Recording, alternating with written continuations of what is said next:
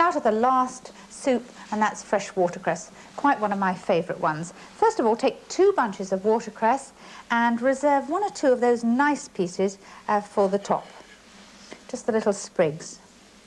You could also take a few sprigs if you wanted to keep them to decorate a salad or something like that. Seems a shame to make soup of them. So there's some for the top.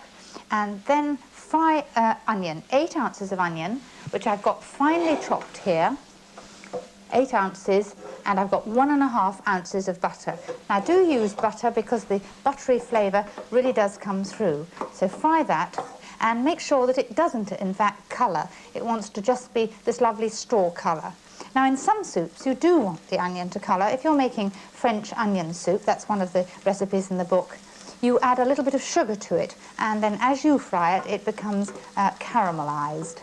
So you can season it at this stage if you like, a little salt and pepper. And then we come to the thickening. It's 1½ ounces of flour, so that's 1 rounded tablespoon plus 1 level tablespoon. Much easier than weighing. Stir that, mix it well in, scrape across the bottom, otherwise it could catch later, so that's quite smooth. Then add the watercress, stalk and all. You might trim the very bottom of the watercress off, and then just pound that, press it down and turn it. Just mix it well together.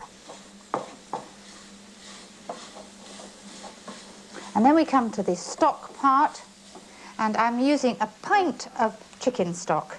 It's a nice jellied one. Now, you don't always have stock on hand or in the freezer, so you could use a stock cube and make it up with boiling water before you start. And if I were using a stock cube, I would use a chicken stock cube, because you don't want a strong beef flavour. But when you're using stock cubes, remember that they can be on the salty side, so go easy on the salt. So keep adding the stock little by little. Don't add it all at once, otherwise you'll end up with a lumpy soup. So go on adding that little by little until you've all the stock included. And then you want to stir it until it's thickened. Then add the milk, and always add the milk at the very end. And when it's all included, you want to cook it for 10 minutes. I'm going to leave that and show you one that I've already got to that stage. So I've got this one, and it's had 10 minutes cooking time, and as you can see, it is still bright green. If you cook watercress soup for longer than about 10 minutes, it will lose its colour, it won't be nearly as nutritious, it will have lost all its vitamin C, and it won't be so exciting to eat. So that's absolutely ready, except for pureeing. Now you can laboriously do that in a sieve, or you can put it in a processor or blender. And I have a processor, so it should make light work of it.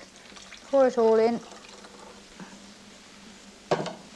on with the lid, and reduce it to a puree.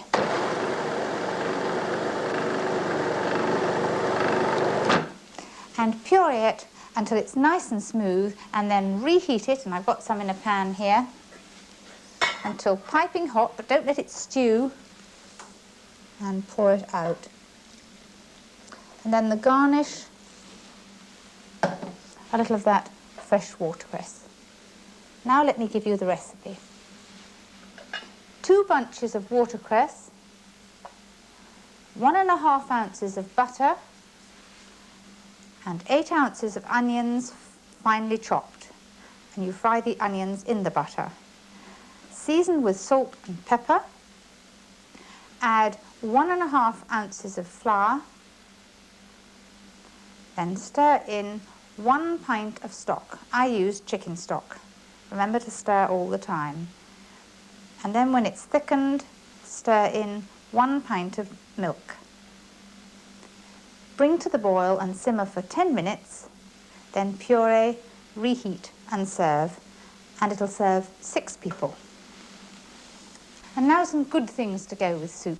Well, I expect you'll already make croutons, just little fried bread cubes, and they're simply lovely.